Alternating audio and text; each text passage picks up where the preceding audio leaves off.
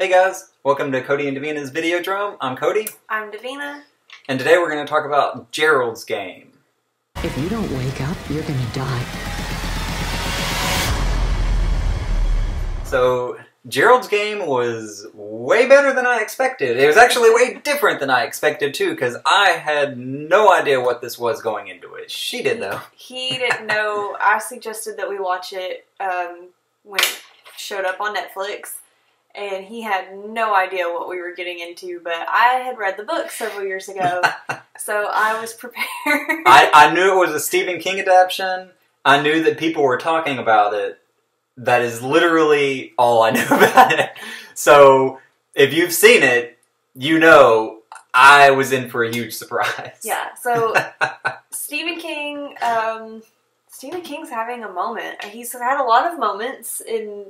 oh yeah, over the years, span for of sure. his career. This year has been very Stephen King-y. Yeah, and so this, we're bad movie reviewers and haven't seen it yet, but we can speak to this Stephen King adaptation and say that it was it's actually really well done. This one was really good, yeah, for sure. This one was, it was a fun, sort of different sort of story, and definitely... I mean, and according to you, stuck to the book pretty closely. So that's a good thing. That's always kind of important. Yeah, there was only a couple of changes that they made, and I had to look it up to see what changes were made because I'd read the book so long ago, and the movie was really pretty seamless. So yeah, and the change. I mean, to me, like the changes were minuscule when you told me. Like, it's, like they really changed nothing in terms of like affecting the story.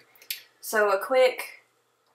Non-spoiler plot synopsis is hard to do. It's really hard to do. What did you say?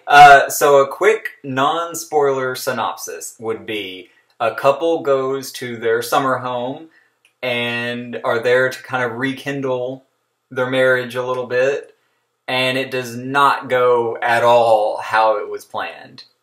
And that's about it. That's all we can tell you without spoiling it. Any more than that, you should not look up a trailer. Watch this movie. That could be the end of this review. Pretty much, don't look up anything else, and don't watch the rest of this until after you've watched the movie. Because we're probably about to get into some spoiler stuff. Because it's a little hard not to talk about the movie at all. We can say that it's a very small, limited cast. Mm-hmm. It's a very small, limited set. Mm-hmm.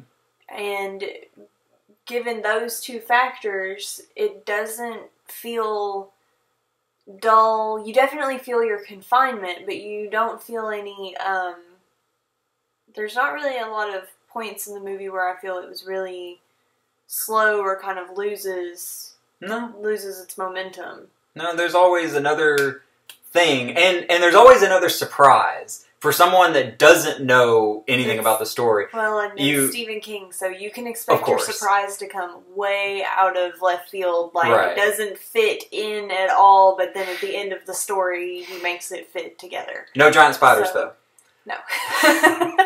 But it's good, and it's surprising in a way that, for me, I'm huge horror buff, obviously, and I'm one of those people that can see the twists and turns coming, and that doesn't diminish the movie to me, but I can usually see it coming. With this movie, though, it's a little hard to see that stuff coming because it comes from nowhere. Because you've read more Clive Barker than Stephen King. I mean, I love reading Clive Barker too, but I've read more Stephen King than you, and those twists and turns, they're head scratchers, some of them. And this movie, it's like if you're watching it from a horror movie fan perspective, then you're gonna be going in your head like, oh, it's this kind of movie, and then something happens, and you're like, oh, well, okay, it's not that kind of movie, it's this kind of movie, and then something else happens, and you're like, oh, well, it's not that kind of movie either. What kind of movie is it? And you don't really know until the very end, like the last 10 or 15 minutes. It was really fun when we started watching the movie because, like, you get introduced to the couple, and you can see, like, they don't really mesh that well, and you get the idea, like, they're really trying to still make this work, but it's busted and broken. Yeah. And it was really funny because Cody was just like, "What are we watching? Like, where is this going?" And I'm just sitting like, "Wait for it, wait for it." Well, the opening few minutes, it's just a couple going to their summer home and preparing things in their summer home, and then once the actual things start happening, it's once the horror sets in. So Yeah. I want to go ahead and spoil this, and we're gonna bust the spoiler cherry here. Yeah. So if you haven't seen it, don't keep watching. Spoiler alert. They go to their retreat, and Gerald's game is a little on the I guess it's a power play sort of sexual fantasy. Yeah. And he brings out a pair of handcuffs, Mm-hmm. proceeds to handcuff his wife to the bed. He's taken his Viagra. She's ready to back out and does not want to be part of this anymore when he dies of a heart attack. Yeah. Yeah. And she is left in her, in a very tough spot. a very tough spot. Like she's there with nothing. And she. Well, you think she's there with nothing. She's not really there with nothing. Well, she's there with nothing really within reach because she has no reach. So the chains. They're chains with handcuffs on the bedposts, and so she can't reach her own face with one hand. She's perfectly stuck on this bed. And the movie does dude's dead, and no one else around for miles. The movie does a really good job of letting you kind of put yourself in that isolation and that kind of terror. The vulnerability. Like, think 127 hours, but instead of being in the on the rock path in Arizona or wherever he was, like you're because he had one arm still too. Like she's got no use of her arms. She's literally just there. And then the movie it halts in different points to let you kind of put yourself in there, which is nice. Like when she's first stuck there, it halts on that for a few minutes, and you're just like, "Damn, that would suck." It lets you get into that psychological horror. It's not the same psychological horror as like Get Out, but it lets you, because Get Out was like, it had so many deeper levels and everything. This is like pure, you're stuck. Mm-hmm. And what would you do in this situation? Right. How would you get yourself out of this situation? And the way that she ends up getting herself out of the situation was one of the goriest, most uncomfortable, like, think 127 hours. This didn't have the same sound effect as 127 hours. There's like this really high-pitched kind of violin screech whenever he cuts his when he hits the nerve, And that, I think it was the sound that upset me more than the visuals in 127 hours. This one, the visuals had me screaming and like not able to look at the TV. Yeah. So it was pretty gruesome. We don't want to spoil that, but it is gory. It's gruesome. But yeah, and to stop the movie from being too static, and a little bit like 127 Hours, where he has a little, has like some memory flashback stuff going on.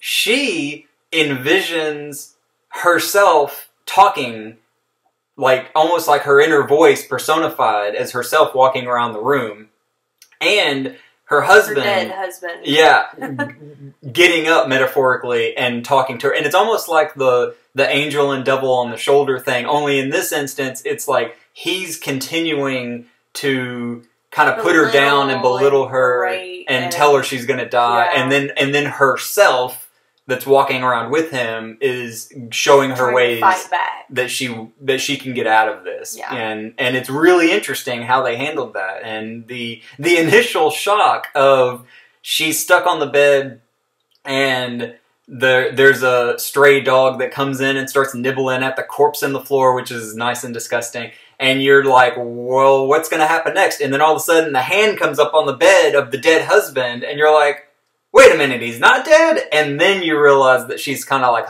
projecting. I would say hallucinating, but she's like projecting. Well, she's like teetering on the edge of sanity. True. Because like everything happens all at once. Yeah. And they had already discussed the dog earlier about how he's always, strays are looking for the freshest meat they Yeah. can find, or something like that. Yeah. So, and she's stuck. Yeah. But ultimately, it's a good story that carries through. We're not going to spoil the left field weirdness, No. because that one just kind of Yeah. you have to just be there for that, and Yeah, because it's decide how you feel about it. Yeah, it's unexpected and weird where the ending goes. It is very worth it to go into it not knowing. But overall, the story did a really good job of kind of making this woman a powerful character. Mm-hmm. You get to see some of her childhood trauma, and then you've got this trauma, and she ultimately overcomes all of it and kind of like lifts herself up and is able to carry on and go on and have a better life at the end.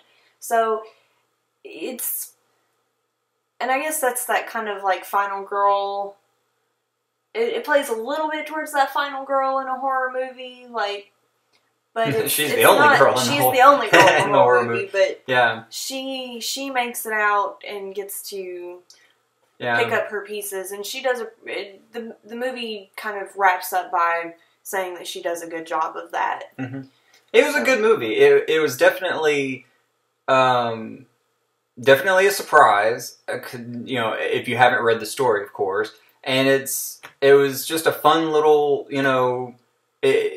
I definitely would highly recommend to add this to your horror movie diet for this October, since we're leading into Halloween and everything. I would definitely say, if you haven't watched this yet, go ahead and give it a shot, because it's really a pretty good Stephen King adaptation. It's different than most of the good Stephen King adaptations. Like, it is nothing like The Shining or The Mist or Shawshank or anything like that. Yeah.